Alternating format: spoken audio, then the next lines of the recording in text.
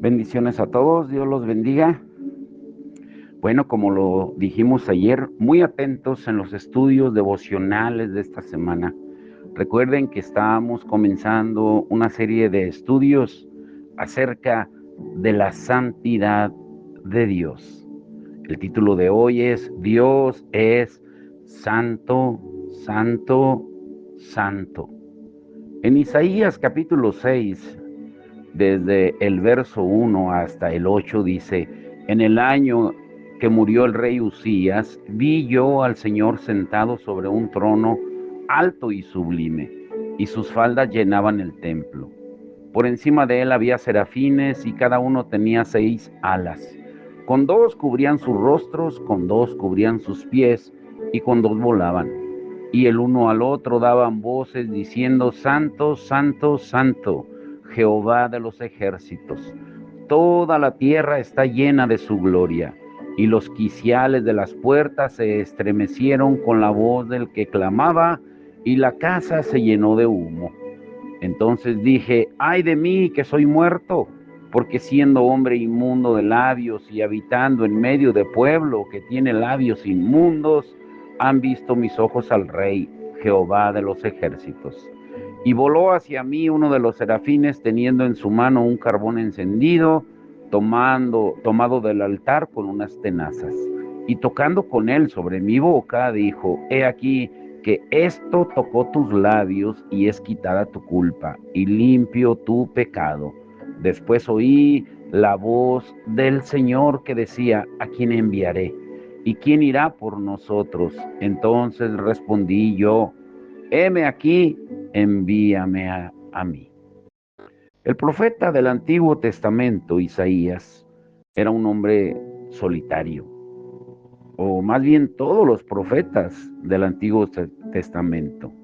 Eran hombres señalados por Dios para, para una penosa tarea, como una especie de fiscal designado por el supremo juez del cielo y de la tierra. Era un vocero para demandar a aquellos que habían pecado en su contra.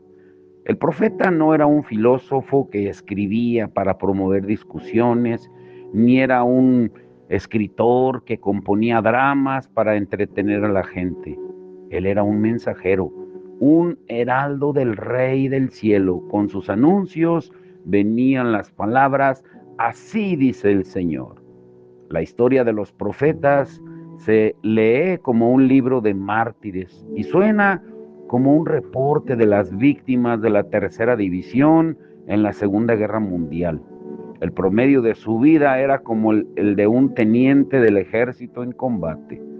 Cuando se dice que Jesús, que fue despreciado y desechado entre los hombres, varón de dolores, experimentado en quebrantos, en Isaías 53:3, se le hace partícipe de una gran cantidad de hombres a quienes Dios destinó para tal sufrimiento. El azote al profeta era la soledad. A menudo su casa era una cueva, y usualmente el desierto era su lugar de reunión con Dios. Algunas veces su vestuario era la desnudez y su corbata era un cayado. Sus canciones eran compuestas con lágrimas. De esa clase de hombre era Isaías ben Amós, que era su nombre completo del profeta Isaías. En la lista de los héroes del Antiguo Testamento, Isaías sobresale en un destacamento estelar. Él fue profeta de profetas, un líder de líderes, un profeta mayor por el gran tamaño del libro que lleva su nombre. Incluso se le conoce como el pequeño evangelio, porque la Biblia se compone de 66 libros e Isaías se compone de 66 capítulos y tiene una relación parecida a toda la Biblia. Como profeta era inusual. La mayoría de los profetas eran de origen humilde, campesinos, pastores, labradores, pero Isaías era de la nobleza. Él era un reconocido hombre de estado que tenía acceso a la corte real de sus días. Se relacionaba con príncipes y reyes Y Dios lo usó a él para hablarle a varios monarcas de Judá, incluyendo al rey Usías, al rey Jotán, a Acaz y Ezequías. Y lo que destacaba al profeta de Israel de todos los otros hombres eran los sagrados auspicios de su llamado. Su llamado no fue de hombres. Él no podía solicitar ese trabajo. Tenía que ser seleccionado, escogido directa e inmediatamente por Dios. Y el llamado fue soberano. No se podía hacer, no podía ser rechazado. Jeremías trató de rechazar ese llamado, pero se le recordó inmediatamente que él había sido consagrado para esto desde el vientre de su madre. Y luego, cuando buscó renunciar, Dios no le aceptó su renuncia. El trabajo de profeta era de por vida, no se podía renunciar o jubilar. El registro del llamado de Isaías quizás sea el más dramático de todos los registrados en el Antiguo Testamento. Se nos dice que sucedió en el año en que el rey Usías murió. El rey Usías murió en el siglo 8 antes de Cristo. Su reinado fue muy importante en la historia judía y fue uno de los mejores reyes que gobernó Judá.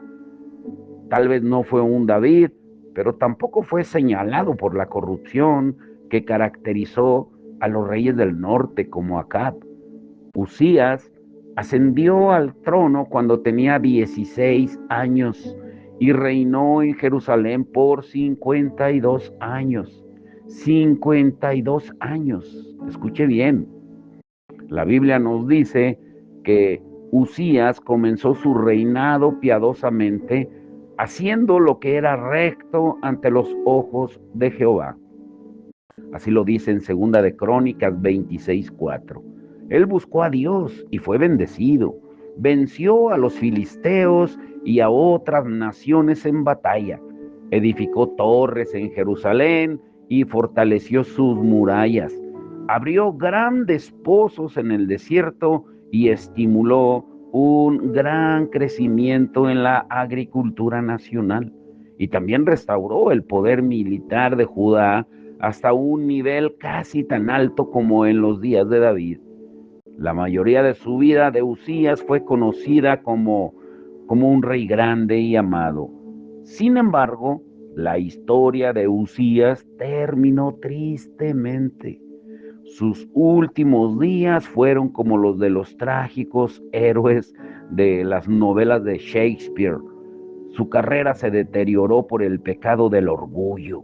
Después de haber adquirido gran riqueza y poder, él se sintió Dios. Entró al templo con insolencia y arrogancia, reclamando para sí los derechos que había dado Dios solamente a los sacerdotes. Y cuando ellos trataron de detenerlo en su acto irreverente, Usías se enfureció. Y mientras les gritaba enojado furiosamente, la Biblia dice que apareció lepra en su frente. Segunda de Crónicas 26:21 dice, y habitó leproso en una casa apartada, excluido de la casa de Jehová. Y lo triste es que nunca se arrepintió. Cuando Usías murió, a pesar de la vergüenza de sus últimos años, la nación lo lloró y aparentemente Isaías fue al templo buscando consolación en ese tiempo de angustia personal y nacional. Pero él encontró más de lo que esperaba, porque como leímos Isaías 6:1 dice, en el año que murió el rey Usías, vi yo al Señor sentado en un trono alto y sublime, y sus faldas llenaban el templo. El rey había muerto, pero cuando Isaías entró al templo, vio a otro rey, el rey supremo, el rey soberano, el que se sienta eternamente en el trono de Judá. Él vio al Señor. En el hebreo hay dos palabras distintas que se traducen como Señor. Una es Adonai, que significa el soberano. Y este no es el nombre de Dios, sino un título. El título supremo dado a Dios en el Antiguo Testamento. Y la otra palabra es Jehová, el nombre sagrado de Dios con el cual se reveló a Moisés en la zarza ardiendo. Y este es un nombre inefable, el nombre santo que los israelitas se guardaban de profanar, y normalmente ocurre solo en forma de sus 4 consonantes, YHWH. Por lo tanto, se le conoce como el sagrado tetragramatón, las 4 letras inefables. Y vemos este contraste en las palabras usadas en el Salmo 8, verso 1. Oh Jehová, Señor nuestro, cuán glorioso es tu nombre en toda la tierra. Lo que el judío estaba diciendo era, oh Jehová nuestro Adonai, cuán glorioso es tu nombre en toda la tierra. O se podría decir así, oh Jehová nuestro soberano, cuán glorioso es tu nombre. En el Salmo 110 leemos, en el Salmo 110 verso 1, Jehová dijo a mi Señor, siéntate a mi diestra. Aquí el salmista está diciendo, Dios le dijo a mi soberano, siéntate a mi mano derecha. Jehová es el nombre de Dios. Adonai es su título. Cuando hablamos de algún presidente, mencionamos su nombre y su título, presidente. Ese es el título más alto en nuestros países. De igual forma, soberano era y sigue siendo el más alto en Israel. El título Adonai estaba reservado únicamente para Dios. Ese fue el título que se le dio a Dios en el Nuevo Testamento. Cuando Cristo es llamado Señor en el Nuevo Testamento, se le confiere el equivalente Adonai del Antiguo Testamento. Jesús es llamado el Rey de Reyes y Señor de Señores, un título reservado solo para Dios el Padre, el supremo soberano del cielo y de la tierra. Ahora, estos diferentes usos de las palabras Jehová y Adonai indican el cuidado con que la gente se refería a la naturaleza santa de Dios. En cierta forma es igual con nuestro uso de letra mayúscula para referirnos a Dios. Es un gesto de respeto y de asombro hacia un Dios santo. A mí, en lo personal, bueno, desde que estaba en la escuela siempre me ha gustado escribir con mayúsculas. Cuando Isaías vino al templo, había una crisis de soberanía en la nación. Usías había muerto, pero los ojos de Isaías fueron abiertos para ver al verdadero rey de la nación. Él vio a Dios sentado sobre el trono como el soberano. Las escrituras nos advierten que ninguna persona puede ver el rostro de Dios y vivir. Recordemos la petición de Moisés cuando ascendió al monte santo de Dios. Él había sido testigo de asombrosos milagros, había escuchado la voz de Dios hablándole desde la zarza ardiendo, había visto el río Nilo convertido en sangre, había probado el maná del cielo y había visto la nube y la columna de fuego. También había visto los carros del faraón inundados por las olas del Mar Rojo, pero todavía no estaba satisfecho, quería ver más. Él anhelaba la excelsitud espiritual y él pidió al Señor en ese momento, déjame ver tu rostro, muéstrame tu gloria, pero se le negó esa petición. Éxodo 33, 19 al 23 dice, y le respondió Dios, yo haré pasar todo mi bien delante de tu rostro, y proclamaré el nombre de Jehová delante de ti, y tendré misericordia del que tendré misericordia, y seré clemente para con el que seré clemente. Y dijo más, no podrás ver mi rostro, porque no me verá hombre y vivirá. Y dijo aún Jehová: He aquí un lugar junto a mí, y tú estarás sobre la peña. Y cuando pase mi gloria, yo te pondré en una hendidura de la peña, y te cubriré con mi mano hasta que haya pasado. Después apartaré mi mano y verás mis espaldas, mas no se verá mi rostro. Luego Dios le permitió a Moisés que viera su espalda, pero no su rostro.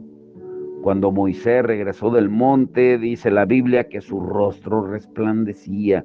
La gente se aterrorizó y se alejaron de él con horror. El rostro de Moisés era demasiado para poder mirarlo. Así que Moisés se puso un velo sobre su rostro para que la gente pudiera acercársele.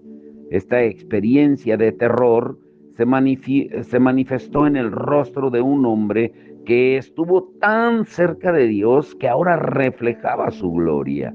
Y solo el reflejo de la gloria de la espalda de Dios, no la de su rostro. Si la gente temía ver la gloria que se reflejaba de la espalda de Dios, ¿cómo podría mirarse directamente su santo rostro? Pero la meta final del cristiano es poder ver lo que se le negó a Moisés. Queremos mirarlo cara a cara. Queremos deleitarnos en la gloria radiante de su rostro. Todo judío lo esperaba, basado en la amada bendición de Israel que está en Números 6, 24 al 26. Jehová te bendiga y te guarde. Jehová haga resplandecer su rostro sobre ti y tenga de ti misericordia. Jehová alce sobre ti su rostro y ponga en ti paz. Esta esperanza cristalizada en esta bendición se convirtió en una promesa para los cristianos. Juan dice: ahora somos hijos de Dios y aún no se ha manifestado lo que hemos de ser, pero sabemos que cuando Él se manifieste, seremos semejantes a Él, porque le veremos tal como Él es. Aquí tenemos su promesa. Nosotros le veremos tal como Él es. Los teólogos llaman a esta experiencia futura la visión beatífica. Significa que veremos a Dios tal como Él es. Esto significa que algún día veremos a Dios cara a cara. No veremos el reflejo de su gloria desde una zarza ardiente o en la columna de fuego. Le veremos tal como Él es, en su pureza y en su esencia divina. Ahora es imposible que nosotros veamos a Dios en su esencia divina aquí en la tierra, porque antes tenemos que ser purificados. Cuando Jesús enseñó las bienaventuranzas, Él prometió esto a un grupo selecto. Él dijo en Mateo 5:8, bienaventurados los puros de corazón, porque ellos verán a Dios. En este mundo, ninguno de nosotros es puro de corazón, y esa impureza nos impide ver a Dios. El problema no radica en nuestros ojos, sino en nuestro corazón. Hasta que nos encontremos purificados y totalmente santificados en el cielo, seremos capaces de verlo cara a cara. Por eso dice Isaías 6:2, por encima de él había serafines, cada uno tenía 6 alas, con 2 cubrían sus rostros, con 2 cubrían sus pies y con 2 volaban. Los serafines no son seres humanos pecadores con corazones impuros, pero siendo seres angélicos, son criaturas y a pesar de su elevada posición como participantes de los ejércitos celestiales, tienen que cubrir sus ojos para no ver directamente el rostro de Dios. Es terrible y maravilloso cómo fueron hechos, dotados por su Creador con un par de alas especiales para cubrir sus rostros en su majestuosa presencia. Estos serafines tienen además un segundo par de alas con el cual cubren sus pies. Esto no es una especie de zapatos angélicos para proteger la planta de sus pies o facilitarle su caminar en el templo celestial, no, nada de eso. La razón para esto es similar a la de la experiencia de Moisés con la zarza ardiente en Éxodo 3, verso 2 al 5. Y se le apareció el ángel de Jehová en una llama de fuego en medio de una zarza, y él miró y vio que la zarza ardía en fuego y la zarza no se consumía. Entonces Moisés dijo: iré yo ahora y veré esta grande visión, ¿por qué causa la zarza no se quema? Y viendo Jehová que él iba a ver, lo llamó Dios de en medio de la zarza y le dijo: Moisés, Moisés. Y él respondió: heme aquí. Y dijo: no te acerques, quita tu calzado de tus pies, porque el lugar en que tú estás, tierra santa es. Dios mandó a Moisés quitarse sus zapatos, pues se encontraba sobre un terreno santificado por su presencia. Quitarse los zapatos era un medio por el cual Moisés reconocía que él era de la tierra terrenal. Los pies humanos, a veces llamados pies de barro, simbolizan nuestra condición de criaturas. Son ellos los que nos conectan a la tierra. Los serafines no son de la tierra, sus pies no son de barro, y siendo ángeles son espirituales. Sin embargo, son criaturas, y las imágenes de la visión de Isaías sugieren que también se tienen que cubrir los pies, reconociendo que son criaturas en la exaltada presencia de Dios. Y es aquí donde encontramos la esencia de la visión de Isaías. El canto de los serafines revela el asombroso mensaje en Isaías 6:3. Y el uno al otro daba voces diciendo: Santo, Santo, Santo, Jehová de los ejércitos, toda la tierra está llena de su gloria. Este canto es la repetición de una sola palabra: santo. Esta palabra se canta 3 veces seguidas, dándole a la iglesia su más majestuoso himno. Este canto es llamado el Trisagión, que significa el 3 veces santo. Es fácil pasar por alto el significado de la repetición de la palabra santo. Esta expresión literaria que se encuentra en las formas hebreas de literatura, especialmente en la poesía, es una forma de énfasis. En el idioma español, para enfatizar la importancia de algo, tenemos varios recursos para escoger. Podemos subrayar las palabras importantes o escribirlas con letras itálicas o marcadas. Podemos agregarle signos de exclamación o distinguirlas con comillas. Y todo esto es para llamar la atención de alguien o algo que es especialmente importante. Los judíos del Antiguo Testamento tenían diferentes técnicas para indicar énfasis. Una de ellas era el método de la repetición. Jesús usó la repetición de palabras: de cierto os digo. Aquí el doble uso de la frase de cierto significa que iba a decir algo muy importante. La palabra traducida cierto es amén. Usualmente nosotros pensamos de amén como algo que se dice al finalizar un sermón o una oración o una frase. Significa simplemente es cierto. Jesús la usó como prefacio en lugar de como respuesta. En Génesis 14 encontramos un uso tal vez humorístico de la técnica de la repetición. Y se encuentra en la historia de la batalla de los reyes en el valle de Sidim, que menciona a algunos hombres que se cayeron en unos pozos de asfalto que había en la región. Algunos traductores los llaman pozos de asfalto o pozos de betún o simplemente grandes pozos. Pero ¿qué clase de pozos eran estos cuya traducción parece tan confusa? En el hebreo no es claro. El texto original simplemente da la palabra en hebreo para pozo y después la repite diciendo literalmente pozos, pozos. O sea, los judíos querían decir con esto que había pozos y que había pozos, pozos. Algunos pozos son más pozos que otros. Y estos pozos, los pozos, pozos, eran mucho más pozos que los otros pozos.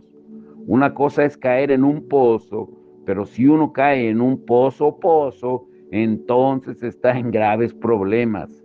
O como dice un hermano de la congregación, hay de pozos a pozos. En raras ocasiones, la Biblia repite algo hasta el tercer grado. Mencionar algo 3 veces seguidas es elevarlo a su grado superlativo y adjudicarle un énfasis de súper importancia. Por ejemplo, el terrible juicio de Dios se declara en el libro de Apocalipsis por un ángel que gritaba en medio del cielo: ¡ay! ¡ay! ¡ay de los que moran en la tierra! En Apocalipsis 8:13. O también se ve en la burla sarcástica del sermón de Jeremías sobre el templo, cuando reprendía al pueblo por haberlo invocado con hipocresía, cuando dice en Jeremías 7:4, templo de Jehová, templo de Jehová, templo de Jehová es este. En las Sagradas Escrituras, solo una vez un atributo de Dios se eleva al tercer grado. Solo una vez encontramos una característica de Dios mencionada 3 veces en sucesión. La Biblia dice que Dios es santo, santo, santo, no que Él es santo o un santo, santo. Él es santo, santo, santo. La Biblia nunca dice que Dios es amor, amor, amor, o misericordia, misericordia, misericordia, o ira, ira, ira, o justicia, justicia, justicia. No, dice que Él es santo, santo, santo, que toda la tierra está llena de su gloria. Dice Isaías 6:4, y los quiciales de las puertas se estremecieron con la voz del que clamaba, y la casa se llenó de humo. Una encuesta reciente sobre gente que solía ser miembro de una iglesia y dejó de asistir, revela que la razón principal de su alejamiento es que encontraban la iglesia aburrida. Es difícil para mucha gente encontrar en la adoración una experiencia emocionante y conmovedora. Vemos aquí que cuando Dios se apareció en el templo, las puertas y los quiciales se estremecieron. La materia muerta de las puertas, los quiciales inanimados, la madera y el metal que no podían oír ni hablar, tuvieron el buen juicio de estremecerse por la presencia de Dios. Literalmente el texto dice que fueron sacudidas, comenzaron a temblar ante Él. Isaías 6:5 dice: ¡ay de mí que soy muerto! Porque siendo hombre inmundo de labios y habitando en medio de pueblo que tiene labios inmundos, han visto mis ojos al Rey, Jehová de los ejércitos. Las puertas del templo no fueron lo único que se conmovió.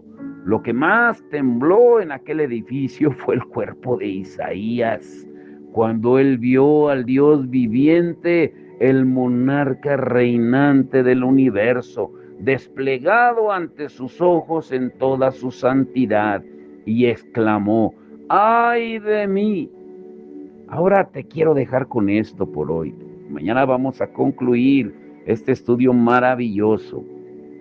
La exclamación de Isaías suena extraña a los oídos modernos de hoy en día, porque es raro hoy en día oír a la gente usar la expresión ¡ay de mí!, puesto que esta frase suena anticuada.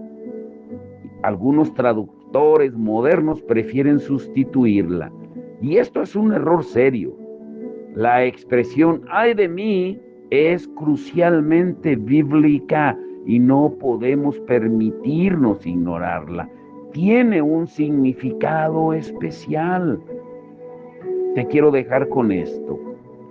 Cuando piensas en los ayes o en los ayes, pensamos en los problemas presentados muchas veces en los melodramas de las películas antiguas, los peligros en las series de alguna heroína retorciendo su mano en angustia mientras el cruel propietario viene a confiscarle su propiedad. O viendo, bueno, los que son de mi época, ver al super ratón volando desde su nube para rescatar a su novia que ha sido amarrada a los rieles del tren por Harry el malvado, mientras ella gritaba ¡ay de mí! A la expresión ¡ay de mí! Le ha sucedido lo mismo que a otras expresiones pasadas de moda. La única lengua que todavía conserva esta expresión es el yiddish. Los judíos modernos aún declaran su frustración exclamando oy vay, que es la expresión abreviada de la expresión completa oy vay ismer. Oy vay es en yiddish o ay, una abreviación de la expresión completa oh ay de mí. La fuerza completa de la exclamación de Isaías debe considerarse en el contexto del uso del lenguaje bíblico. La forma más frecuente para referirse a los mensajes de los profetas eran oráculo. Los oráculos eran mensajes que venían de Dios y podían ser buenos o malos. Los oráculos positivos empezaban con la palabra bienaventurado. En el Sermón del Monte, Jesús usó ese tipo de oráculo diciendo, bienaventurados los pobres en espíritu, bienaventurados los que lloran, bienaventurados los que tienen hambre y sed. Y sus oyentes entendían que él estaba usando la fórmula profética, el oráculo que traía buenas noticias. Pero también Jesús usó la forma negativa del oráculo. ¿Cómo la usó? ¿La hemos entendido de verdad nosotros? ¿Por qué no pensamos en la santidad de Dios? ¿Por qué solamente pensamos en un Dios de amor, pero no en un Dios que es fuego consumidor y que es santo, santo, santo? Mañana veremos la otra parte de este mensaje, que es muy interesante, y te darás cuenta del por qué Jesús usó lo de ¡ay de ti, Corazín! ¡Ay de ti, Betsaida! Para prevenir, advertir acerca de los juicios finales. Y es lo mismo que nos dice a nosotros. ¿Estamos de verdad preparados para cuando Cristo regrese? Vamos a orar. Padre, en el nombre de Jesús, te damos todo el honor y la gloria. Gracias, Señor, por ayudarnos a entender tu palabra y a ayudarnos a entender tu santidad, porque tú eres santo, porque tú nos lo enseñaste en la oración modelo, que lo primero es declarar tu santidad y después lo demás. Es reconocer tu grandeza, tu poder, tu amor, tu misericordia, tu todo, Señor, en nuestra vida. Hoy te damos toda la gloria y la honra y que durante este día podamos entender más acerca de que tú eres un Dios santo, santo, santo y que nos llamas a la santidad para vivir apartados del mal. Te damos toda la gloria y la honra en el nombre de Jesús. Amén y amén.